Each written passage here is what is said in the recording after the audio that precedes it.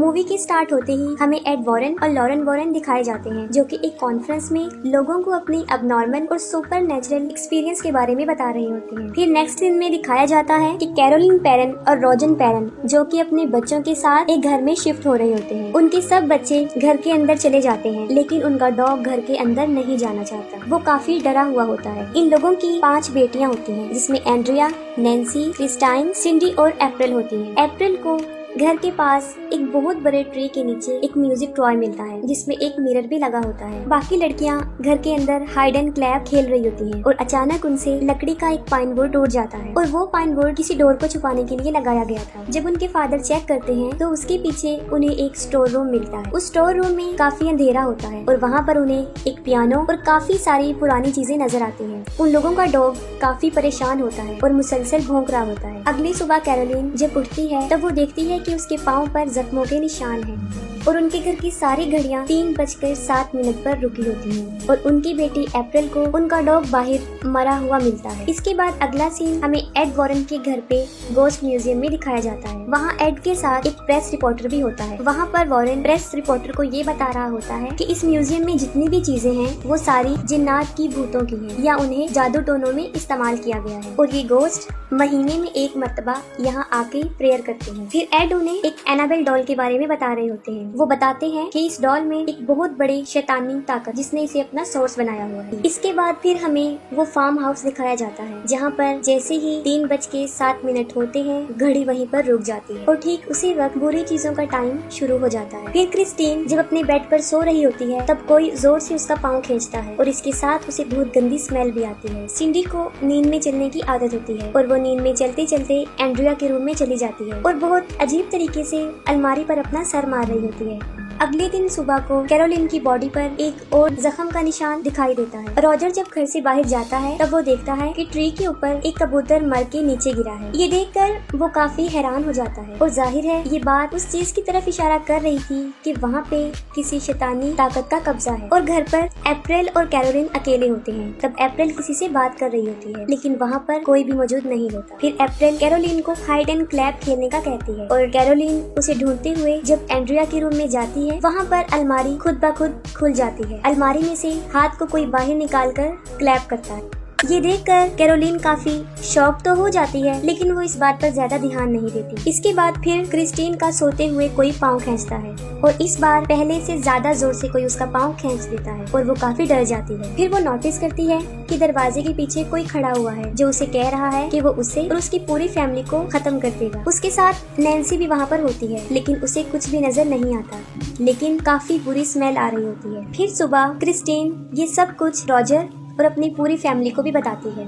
Caroline को दिखाया जाता है और अब उसकी बॉडी पर कई जगह पर जख्मों के निशान होते हैं। तभी उसे बच्चों के खेलने की आवाजें आती हैं। तब वो उन्हें चेक करती है, लेकिन सब बच्चे अपने रूम्स में सोए होते हैं। फिर अचानक से वहाँ पर एक अजीब चीज होना शुरू हो जाती है। घर के सारे फोटो फ्रेम्स खुद ब खुद नीचे गिर जाते हैं और सब के सब टूट जाते हैं। इसके साथ ही कैरोलिन को एक लड़की की आवाज आती है। वो उसकी आवाज को फॉलो करती है। जब वो बेसमेंट के पास पहुँचती है तब खुद ब खुद बेसमेंट का डोर ओपन हो जाता है। कैरोलिन बेसमेंट में जाकर जब वहाँ से भागने की कोशिश करती है तब उसके डोर खुद ब खुद बंद हो जाते हैं। कैरोलिन सीढ़ियों से नीचे गिर जाती है। तभी उसकी तरफ कोई एक बॉल फेंकता है। कैरोलिन फिर से भागने की कोशिश करती है, लेकिन अब वहाँ पर काफी अंधेरा हो जाता है। फिर कैरोलिन माचिस की तीली जलाकर वहाँ देखती है, तब पीछे से कोई लड़की उसे डरा रही होती है और साथ साथ क्लैप कर रही होती है। कैरोलिन वहीं फंस जाती है और सिंडी एंड्रिया के रूम में पहुंचकर फिर से अलमारी पर अपना सर पटक रही होती है। एंड्रिया ये देखकर सिंडी को अपने साथ सुला लेती है। तभी अचानक से उस अलमारी का डोर खुद ब खुद ओपन हो जाता है। एंड्रिया उस अलमारी को खोलकर चेक करती है, तब उस अलमारी के ऊपर एक औरत का गोश्त बैठा होता है जो उस पर अटैक कर देता है। फौरन रॉजर वहाँ पर पहुँच जाता है। तब वो सुनता है कि हर तरफ से किसी के चीखने चिल्लाने की आवाजें आ रही हैं। सबसे पहले वो बेसमेंट का दरवाजा खोलता है और कैरोलिन को वहाँ से निकालता है। वो दोनों बेसमेंट से बाहर आके ऊपर जाते हैं और अपने सब बच्चों को एक जगह इकट्ठा कर लेते हैं। अब वो काफी डर चुके होते हैं। फिर नेक्स्ट सीन में एक यूनिवर्सिटी दिखाई जाती है, जहाँ पर एड वॉरेन सुपर नेचुरल चीजों के बारे में लेक्चर दे रहे होते हैं और उन्हीं ऑडियंस में कैरोलिन भी सुन रही होती है।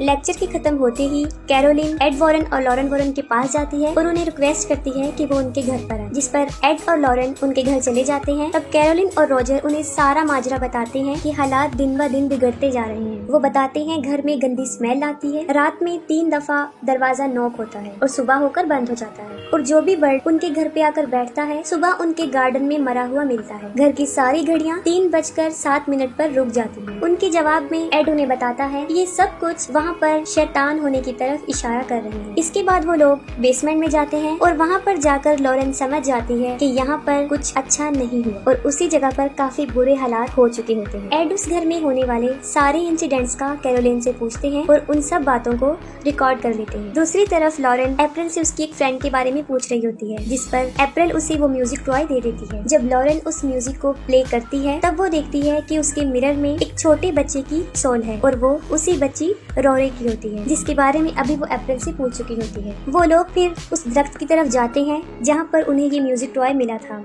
तभी लॉरेन वहाँ पर उस गोश्त को देखती है जो इस फैमिली को परेशान कर रहा था। फिर लॉरेन कैरोलिन और रोजर को ये बताती है कि इस घर में एक बहुत बड़े शैतान का कब्जा है और जब वो यहाँ पर आई थी तभी उसने उनको देख लिया था और ये एक काले शैतान की रूह है जो बड़ी ताकतवर है। वो उन्हें बताती है कि उसने कैरोलिन, रोजर और उनके बच्चों के पीछे भी इसके साई को देखा था।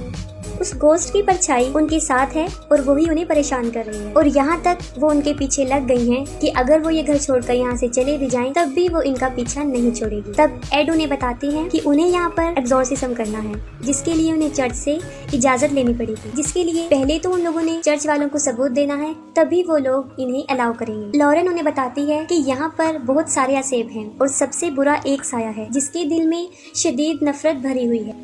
और रात को एड जब उस रिकॉर्डर को प्ले करता है तब उसे सिर्फ अपनी आवाज आती है, उसमें कैरोलिन और रोजर की कोई रिकॉर्डिंग प्ले नहीं होती। और लॉरेन एड को इस जगह की हिस्ट्री के बारे में बताती है कि एक आदमी ने यहाँ पर एक फार्म हाउस बनाया था। उस आदमी ने एक औरत के साथ शादी की थी जो काले जादू पर बहुत यकीन करती थी, यहाँ तक कि वो खुद भी काला जादू करती थी और वो शैतान को मानने वाली थी। उस औरत का नाम बादशिबा था और बादशिबा ने अपने 7 दिन के बच्चे को जलाकर उसकी कुर्बानी दे दी थी और जब ऐसा करता उसके हस्बैंड ने उसे देख लिया था तब वो भागकर बाहर आई और एक दरख्त पे चढ़ के उसने सुसाइड कर ली और खुद को फांसी दे दी। इस इंसिडेंट के बाद उस घर में कई ज्यादा डेथ्स हुई, जैसे रोरे नाम का एक बच्चा गुम हो गया था और उसके गम में उसकी माँ ने उसी घर के स्टोर रूम में सुसाइड कर ली थी। इसके अलावा उस घर की एक नेबर ने भी वहाँ पर सुसाइड की और एक बच्चे की वहाँ पर मौजूद एक तालाब डूबने से मौत हो गई थी। वो लोग जब ये बातें कर रहे होते हैं तब अचानक से प्लेयर खुद ब खुद प्ले हो जाता है और अब एड की आवाज के साथ एक गोस्ट की आवाज भी आती है जो कि काफी खौफनाक थी और उस वक्त टाइम भी 3:07 हो रहे होते हैं। अगले दिन एड और लॉरेन रॉजर के घर पे जाते हैं और सारे सबूत इकट्ठे करते हैं ताकि वो चर्च को दिखा सके। इस काम को करने के लिए एक पुलिस ऑफिसर उनकी मदद करता है और उसके साथ एक लड़का ब्रैड भी। वो लोग इस घर के चारों तरफ कैमरास और वॉइस रिकॉर्डर लगा देते हैं और अंदर लॉरेन, कैरोलिन और उसकी फैमिली की एक पिक्चर को देखती है और अपनी पावर से वो ये समझ जाती है कि ये मोमेंट जब उन्होंने ये पिक्चर कैप्चर की थी उनके लिए सबसे खास था। एड सारे रूम्स में होली वाटर को छिड़कता है ताकि अगर वहाँ पे कोई शैतानी पावर हो तो उन्हें इससे तकलीफ पहुँचे और उसकी हरकत से ये लोग उसे रिकॉर्ड कर सके। अचानक से बेसमेंट का डोर ओपन हो जाता है और एड और लॉरेन वहाँ पर चले जाते हैं, लेकिन वहाँ उन्हें कुछ नजर नहीं आता। लेकिन जब वो वहाँ से बाहर आने की कोशिश करते हैं तब डोर अपने आप बंद हो जाता है। उस रात वहाँ पर उन्हें कुछ भी सबूत नहीं मिलता, ना ही कुछ वहाँ होता है और अगली सुबह वो सब लोग खुशी खुशी ब्रेकफास्ट कर रहे होते हैं। एड कैरोलिन को कहता है कि तुम रेस्ट कर लो, मैं और लॉरेन सब संभाल लेंगे। फिर जब लॉरेन कपड़ों को सुखा रही होती है तब वो देखती है कि बादशिबा उस कपड़े के पीछे वाली साइड पर खड़ी है और अचानक से वो कपड़ा उड़कर कैरोलिन के बेडरूम की खिड़की पर जाकर चिपक जाता है और जैसे ही विंडो से कपड़ा हटता है लॉरेन को वहाँ पर बादशिबा की रूह नजर आती है। इससे पहले कि लॉरेन कैरोलिन के पास पहुँचती बादशिबा उसको पोजेस कर लेती है और अब वहाँ पर शैतानी लम्हे शुरू हो जाते हैं और ये इविल सोल काफी भयानक होती है। सबसे पहले पुलिस ऑफिसर ब्रैड को एक लड़की की आवाज आती है और उसे फौरन उस नौकरानी जिसने सुसाइड की थी उसका गोश्त नजर आता है और वो पुलिस ऑफिसर को काफी डरा देती है। फिर नैन्सी नींद में चलते हुए एंड्रिया के रूम में चली जाती है। इसके साथ ही उस रूम का डोर लॉक हो जाता है। जब नैन्सी नींद में चल रही होती है तब सारे कैमरास उसकी फोटो कैप्चर कर लेते हैं, जिससे ये साफ जाहिर था कि वहाँ पर नैन्सी के अलावा भी कोई मौजूद है। और जब नैन्सी रूम में होती है तब उसे एक बच्चे की आवाज आती है जो उसे कह रहा होता है कि वो छुप जाए। सब लोग उसी रूम की तरफ भागते हैं, लेकिन ना तो उन्हें वहाँ वो बच्चा नजर आता है और ना ही नैन्सी। एड उसे टॉर्च लाइट की मदद से ढूंढ रहा होता है। तब वो देखता है कि नैन्सी दो दीवारों के बीच एक खाली जगह है, वो वहाँ पर है। अप्रैल लॉरेन को बताती है कि जब भी रोरी डरा हुआ होता है वो उसी जगह पर जाकर छुपता है, जिस पर लॉरेन फौरन उस जगह पर पहुँच जाती है। वहाँ पर उसे बच्चे के टॉयज नजर आते हैं और म्यूजिक प्ले की जगह भी, और वहाँ पर उसे वो रस्सी भी मिल जाती है जिससे बादशिबा ने सुसाइड किया था। अचानक से वहाँ पर एक लकड़ी टूट जाती है और लॉरेन वहाँ से गिर जाती है और एक स्टोर रूम में आ जाती है। वहाँ पर लॉरेन उस म्यूजिक के गिलास में देखती है। तब उसे रोरी की मदर की सोल नजर आती है जो कि बुरी तरह रो रही होती है।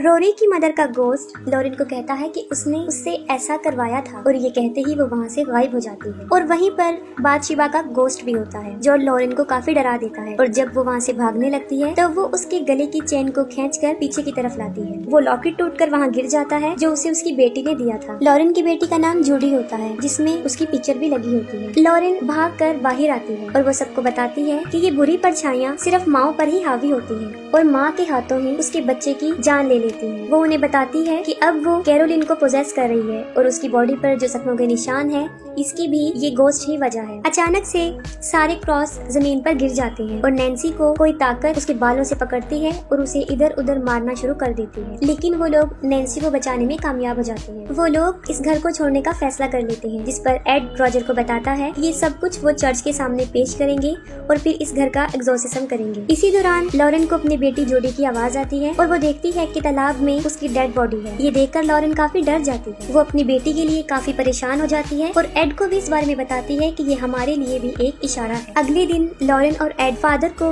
उस घर में होने वाले वाकयात के बारे में बताते हैं और सारे सबूत भी दिखाते हैं, और उनके पास वो पिक्चर भी होती है जब नैन्सी नींद में चल रही होती है, और उस वक्त वहाँ पर नैन्सी के साथ रोरी की सॉल भी खड़ी होती है, जिसके लिए फादर उन्हें ये कहते हैं कि एग्जॉर्सिज्म के लिए उन लोगों को मजीद आगे से परमिशन लेनी होगी क्योंकि ये लोग कैथलिक नहीं हैं। फिर हमें लॉरेन एड की बेटी जोडी दिखाई जाती है और वो बादशिबा का गोस्ट उसके लॉकेट के जरिए उस बच्ची के पास पहुंच जाता है। तभी वो जोडी का पाँव खींचती है जिससे वो जाग जाती है और काफी डर जाती है और अपने मदर और फादर को ढूंढते हुए अपने रूम से बाहर आ जाती है। और यहाँ पर हम ये भी देखते हैं कि उनके उस गोस्ट म्यूजियम में वो अनाबेल डॉल नहीं है, जिससे जोडी काफी डर जाती है। और उसी वक्त वहाँ पर बादशिबा नजर आती है जिसकी गोद में वो अनाबेल डॉल बैठी होती है। बादशिबा जोडी को डराती है और उसे नुकसान पहुँचाने की कोशिश भी करती है, लेकिन बिल्कुल ठीक वक्त पर एड और लॉरेन वहाँ पर पहुँच जाते हैं और अपनी बेटी की जान बचा लेते हैं। और दूसरी तरफ कैरोलिन, अप्रैल और क्रिस्टाइन को अपने साथ कहीं पर लेकर जा रही होती है,